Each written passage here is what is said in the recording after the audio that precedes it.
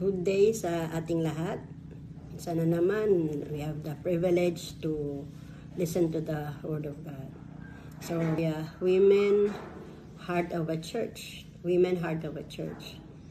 At ang theme na ito po ay totoong totoo.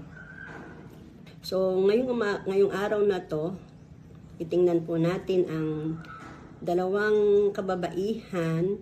Magkaiba siya ng personalidad, pero ang kanilang puso ay masasabi nating tapat sa Panginoon. Dahil dito, masasabi din natin na sila nga ay mga hearts of the church. Ang ating pagbabasehang text ay galing sa Luke chapter 10, 38 to 42. Meron din po sa John 11, 5, 27. Tapos meron pong isang portion sa John 12 verse 2. Alam kong kilalang na po natin ang dalawang kababaihan na to, pero napakainam na we go back to their lives and tingnan natin kung paano nga ba sila naging heart of the church. Ang dalawang babaeng ito ay magkapatid po sila. They are sisters. They are living in one roof together with their brother Lazarus. Ang tinutukoy natin ay si Martha and Mary. Sabi ko nga po kanina, they have two different contrasting personalities. At unang-una natin pag-aaralan ngayon si Martha muna. Alam natin yung account ng Bible na ito na yung panahon na yon dumalaw ang Panginoon sa village, sa Bethany, sa village or sabihin natin na barangay na lang para mas makaka-relate tayo, no? Dumaan sa barangay nila ang Panginoong Jesus. At ito po ay unang nag-invite sa kanya ay si Martha. At pagtitingnan po natin yung nangyari dun sa panahon na yon, nung nagsaserve po si Martha, samantalang ang dalawang kapatid niya nakikinig sa Panginoong Jesus. Parang titingnan mo na parang hindi maganda ang pag-uugali ni Martha. But if you look closer at this account, you will see the beautiful qualities of Martha. Diyan ang una natin pong titingnan. What are the characteristics or qualities of this great woman, Martha, that we can say that Martha is truly heart of the church? Unang-una, sabihin natin po na Martha was loved by the Lord. Yun po ang importante. Martha was loved by the Lord. Makikita po natin yan sa John 11 verse 5. Sabi po, malinaw na malinaw, sabi po, now Jesus loved Martha. Now Jesus loved Martha. Hindi si Martha po, siya talaga ang unang nag-invite o nag-welcome sa Panginoong Jesus sa kanyang tahanan. Masasabi natin na siya ang unang-unang nakakilala sa Panginoong Jesus. At siya ang unang naging kaibigan ng Panginoong Jesus. Masasabi natin na naririnig na po ng magkakapatid na ito ang mga miracles and signs at na ginagawa ng Panginoong Jesus bago pa siya pumunta doon sa kanilang lugar. Pero nung nakita siya ni Martha, narinig ni Martha na dumating ang Panginoon doon sa kanilang lugar, agad-agad niyang inimbita ang Panginoon sa kanila. Kaya dito nagsimula niyang mahalin ang Panginoong Jesus. At sabi nga ng Bible, Martha was loved by the Lord. So napaka-importante po yon dahil pag alam mong mahal ka ng Panginoong Jesus, bagamat iba ang paningin ng mga tao sa iyo, sapat na sa iyo na mahal ka ng Diyos. Amen? So, yun ang isang makikita natin na quality ni Martha na pwede rin nating may ugnay sa ating mga sarili na I am loved by the Lord.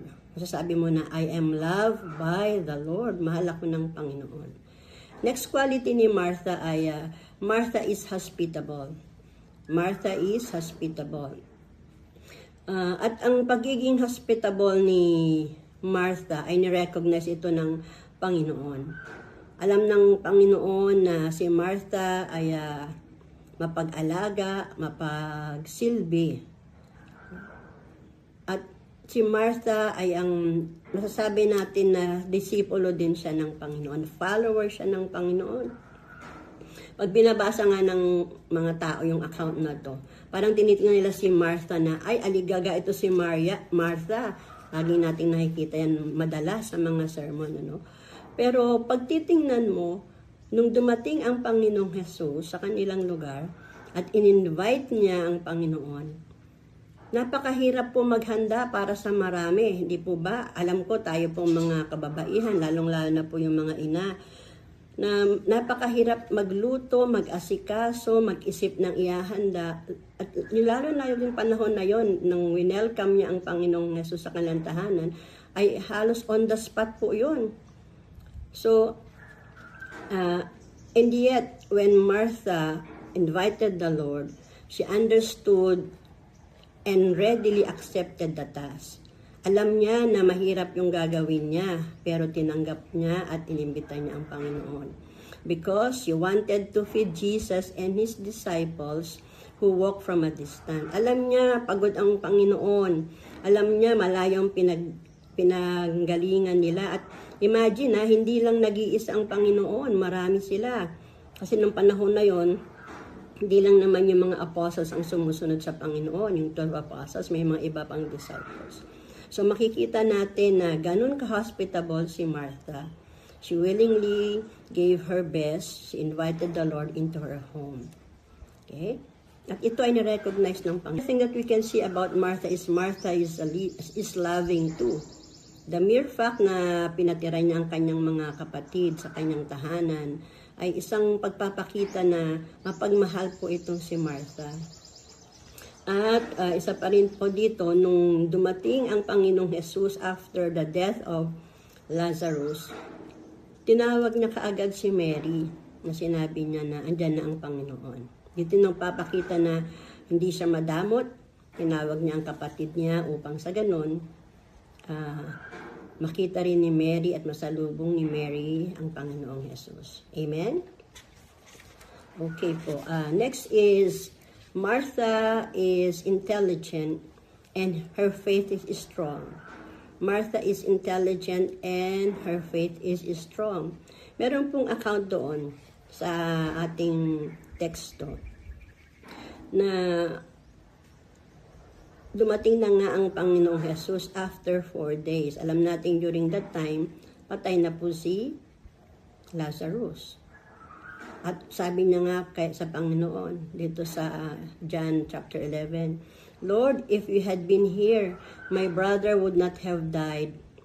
But even now, I know that whatever you ask of God, God will give you. Lord, kung dumating ka lang sana ng mas maaga, ang kapatid ko ay maaring hindi namatay. Pero nananampalataya ako na kahit ngayon, anuman ang hilingin mo sa Diyos, ibibigay ito sa iyo ng Diyos. Ganun ang pananampalataya ni Martha. Sabi ng Panginoon sa kanya, your brother will rise again. Ito po ang kanyang sagot. I know that he will rise again in the resurrection at the last day. I know that he will rise again in the resurrection at the last day. Alam ko po na siya po ay babangon muli sa mga huling araw, sa muling pagkabuhay, sa mga huling araw. So, makikita natin dito na si Mary alam niya ang scriptures. Hindi siya katulad ng mga ibang makababaihan noon na hindi nag-aaral ng banal na salita ng Diyos. So, bagamat madalas ang mga kalalakihan lang ang nasa loob ng mga sinagoga, pero sa sarili niyang pag-aaral ay mayroong natutunan si Martha bagamat wala siyang asawa. So, tayo rin po, we can be considered Martha if we keep on reading the Word of God, studying the Word of God, putting them in our hearts, in our spirits, so that when the time comes and we are communing with the Lord, talking to the Lord, we know the Word of God, we know the promises of God, and we can always be hopeful that the promises of God will be fulfilled in our lives. In our prayer time, we can reflect on the Word of God, we can recall the promises of God. Katulad po ng nangyari kay Martha. Again, in this instance, sabi ng Panginoong Hesus sa kanya, I am the resurrection and the life.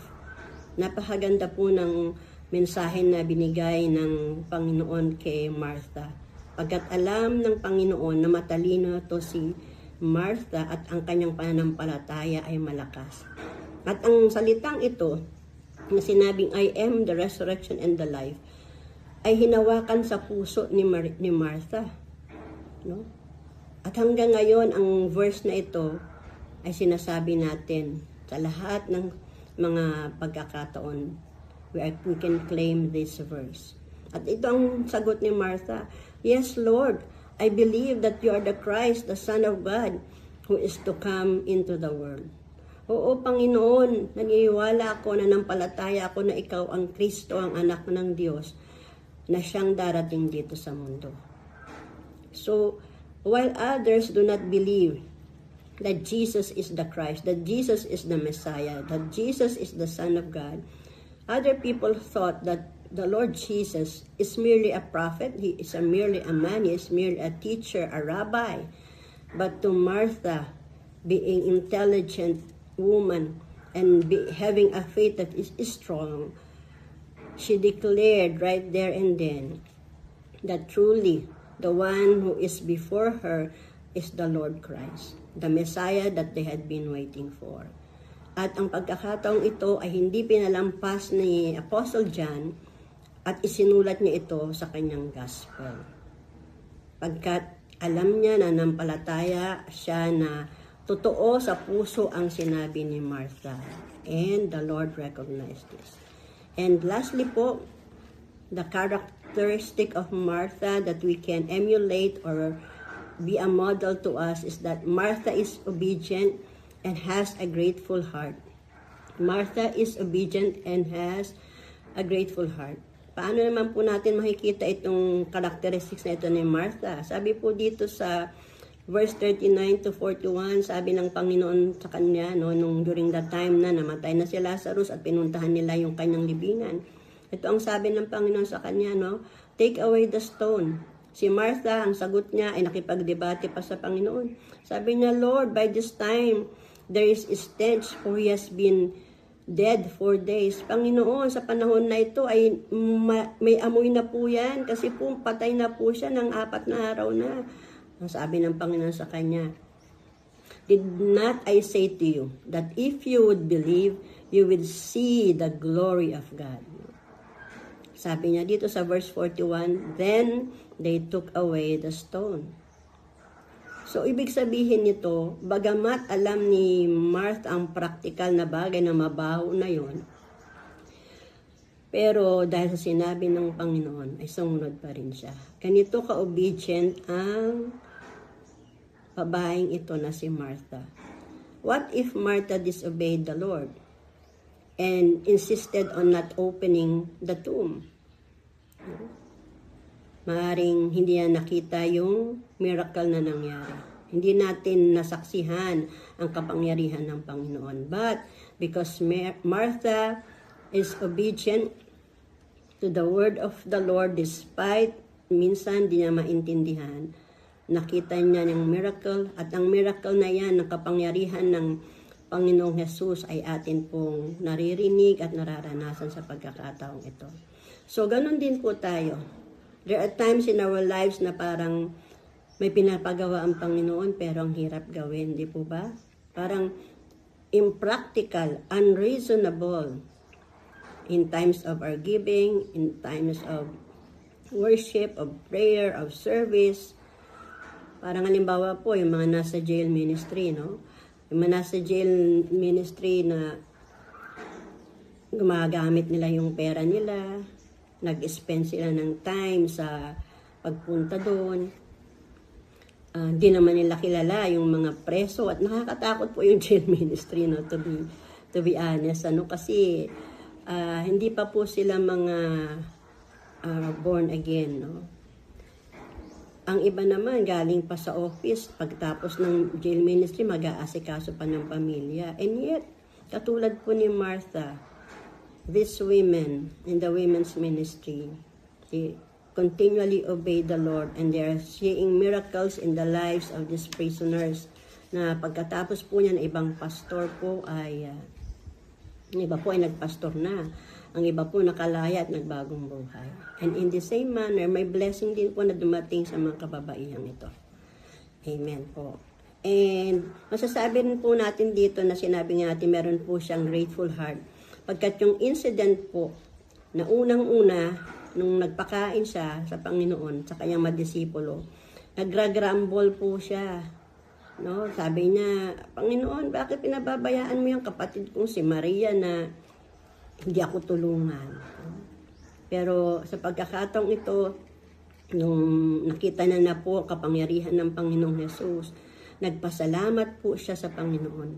Ginamit niya yung kanyang leadership skill, yung administrative skill niya, yung cooking skill niya, yung servitude skill niya upang magsilbi siya sa Panginoon. At pinakita niyang muli ang kanyang pagmamahal, ang kanyang affection, ang kanyang love, ang kanyang thanksgiving sa Panginoon sa pamamagitan ng kanyang service. Nakikinig po siya sa Panginoon during that time habang nagsasalita at nagtuturo pa rin ng Panginoon. Pero this time, yung service niya po ay galing na sa puso niya na magpapasalamat. At meron din pong instance na sa panahon na to, ang kanyang kapatid na si Mary ay nag-pour out ng napakamahal na oil sa paanan ng Panginoong Jesus. Pero this time, hindi niya po na-rebuke ang kapatid niya. Hindi niya sinabi na, ano ba yan, nagsasayang ka naman ng pinaghirapan mo. Imbis na binigay mo yan dito sa ating bahay para tayo ay napagawa natin tong bahay. Wala siya pong sinabi na ganun. Makikita natin na very silent siya. Ibig sabihin po niya, she approved what her sister did. So, ganun po si Martha. The Lord knows Martha. And titingnan na character sa Bible. Masasabi rin natin na she is also a heart of the church ay si Mary. Tatlo lamang po ang ating babanggitin na qualities or characteristics ni Mary na masasabi natin na she is also a great woman of God and she is also a heart of the church. Unang-una, Mary has a listening heart. Mary has a listening heart. Makikita po natin ito sa Luke 10 verse 39. Sabi po dito, Mary sat at Jesus' feet and heard His word. Siguro, nung unang-una, tinutulungan niya muna yung kanyang kapatid sa pag-aasikaso. Pero nung dumating na ang Panginoong Jesus, sinigurado muna niya na lahat ng assignments niya ay nagawa na niya. Kaya nung dumating ang Panginoong Jesus, naupo na siya sa paanan ng Panginoon at nakinig sa Kanya. Nung panahon na yun po, mga kababaihan, ay usually sa gilid-gilid lang sila. Kasi nga they were considered of lesser value, sabi natin gano'n. Ano. Pero siya po talagang hindi siya pumayag, doon talaga siya sa may paanan ng Panginoong Jesus at nakinig. Kaya nga sabi po ng Panginoon sa kanya, one thing is needed and Mary has chosen that good part which will not be taken away from her. Isa lamang ang mahalaga. At pinili ni Maria ang magandang parte na iyan na kailanman ay hindi mawawala sa kanya. So, sa buhay ni Mary, pwede nating gayahin, maging model siya na we should also have a listening heart. Meron talagang, gaano man po tayo ka-busy, kung nanay ka man o single ka pa, we should always have a time to come and sit at the feet of Jesus. Listen to Him. When we come to the Lord, hindi naman kailangan tayo yung magsalita at humingi ng humingi. There should be a time for us to listen to the Lord Holy Spirit, and ask Him, Lord, what should I do with this? Ano ang gagawin ko sa bagay na ito? Ano po ang nais niyong gawin ko? Papaano po ang suliranin kong ito? Sabi ng Panginoon, yung time na nag-spend ka, bagamat kuminsan di pa siguro na-answer yung prayers mo, pero yung time na nag-spend ka sa paanan ng Panginoon, ito ay napakahalaga. Sabi ng Panginoon, kailanman ay hindi daw po ito mawawala sa atin. So, kung nakaligtaan na po nating magkaroon ng devotion time with the Lord because of our busyness, go back to your altar, go back to the feet of Jesus. Number 2 po na masasabi nating quality ni Mary is tender-hearted. Mary is tender-hearted. So, nung narinig po niya na nandyan na ang Panginoong Jesus, nung namatay na po ang kanyang kuya, Lazarus, sabi niya po, Panginoon, kung narito ka po, sabi niya, maaring ang kapatid ko ay hindi po siya namatay. At yung salita niyang yun, the Lord Jesus was moved. At nakita na po natin dito na yung pinakamaiksing verse sa Bible. No? Sabi po niya, then Jesus wept. Makita po natin ang Panginoon po ay hindi lang po siya umiyak. Humagulhol po ang Panginoon because she was moved. Dahil na rin siguro sa pagsasalita ni Mary who has a tender heart. At yung mga Jews na mga kasama nila, na mga nakiki-mourn sa kanila ay nakita po nila na si Mary ay tumakbo palabas ng kanilang bahay, nakitakbo rin po sila. So makikita po natin na ganun nila kamahal si Mary, pagkat si Mary po ay meron pong tender heart. And lastly po, Mary is a radical giver. Mary is a radical giver. Pinakita po ni Mary ang kanyang devotion sa Panginoong Jesus. Alam po natin yan. When she poured out the costly oil of spikenard, at she anointed the feet of Jesus with this oil and wiped his feet with her hair. At alam na rin po natin na ang worth po nito ay 300 denarii. Ito po ay sweldo po na isang taon. Sabi po dito ay ang equivalent daw po nito ngayon ay $30,000 to $50,000. O kung i-convert po natin sa ating pera, peso ay around 3 plus million. Ganun po kamahal yung ibinuhos niya. At hindi lamang po siya kumuha ng konti, no, na at ipinahid-pahid, nagtira siya sa sarili niya. Hindi, ang ginawa po niya, kinuha niya po yung alabaster jar na yun, ibinuhos niyang lahat sa paan ng Panginoong Jesus. At hindi pa po siya nakontento doon. Kinuha niya po yung buhok niya, hindi po siya kumuha ng lumang basahan, dahil paa yun marumi, no? Kinuha niya yung kanyang buhok at yun ang pinampunas niya sa paa ng Panginoon. At sinasabi rin po na ito daw pong oil na ito, costly oil, ay maaring ito yung personal dowry niya o yung bridal savings niya, na nilalaan niya na kung mag-aasawa na siya ay meron po siyang dowry, no? Pero hindi siya nag-alangan magbigay sa Panginoon. Parang sinabi na niya, I give my all to the Lord. At kinukomit ko ang aking buhay sa Panginoon. I no longer care for a husband. I no longer seek for a husband. Jesus is enough for me. Napakaganda nung awit po na, Christ is enough for me. So kung ikaw po ay widow, ikaw po ay single, napakaganda po na sabihin mo, Lord Jesus, you are enough for me. But if you're still longing for someone, okay lang po yun. Hindi naman po natin, sabi naman po kasi ni Pablo, meron tayong kanya-kanyang gift na binigay ng Panginoon. Kung single or widow or married, as long as you serve the Lord, tinatanggap lahat po ng Panginoon yan. At ito rin pong pagbuhos ng costly oil, sabi po ay it is a gesture of deep reverence, often reserved for royalty. So, na-recognize po ni Mary na itong nasa harapan niya ay isang hari.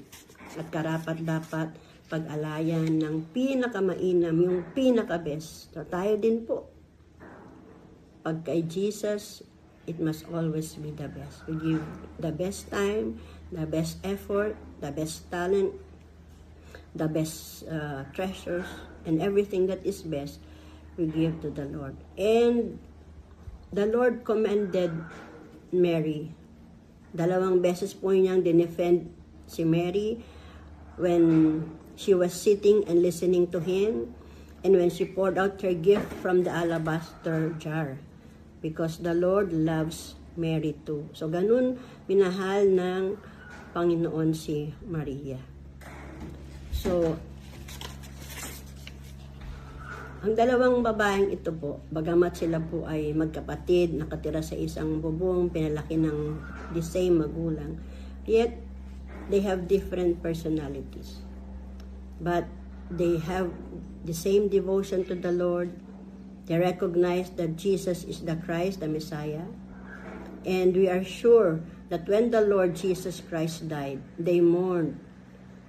But when they heard that he resurrected from the dead, they rejoiced, for now they fully understood the meaning of his words, I am the resurrection and the life. Hindi lamang pala siya nagbumubuhay ng patay, kundi siya mismo ay ang buhay. So, in conclusion po, maybe you are Martha, you have a strong personality, but you love the Lord with all your heart. Or maybe you are Mary, who is timid and meek, but you love the Lord with all your heart too. Whoever you are, if being Martha or being Mary, the Lord loves you dearly, individually, and personally. There's no need to compare yourself with Mary's. If you are a Martha, no need to criticize Mary. And if you are a Mary, no need to compare yourself with Martha's. No need to criticize Martha also. We have to love one another. We have to serve the Lord with gladness. For each woman is a heart of the church. Our hearts are beating with deep love and devotion to the Lord, and that is more than enough. So mga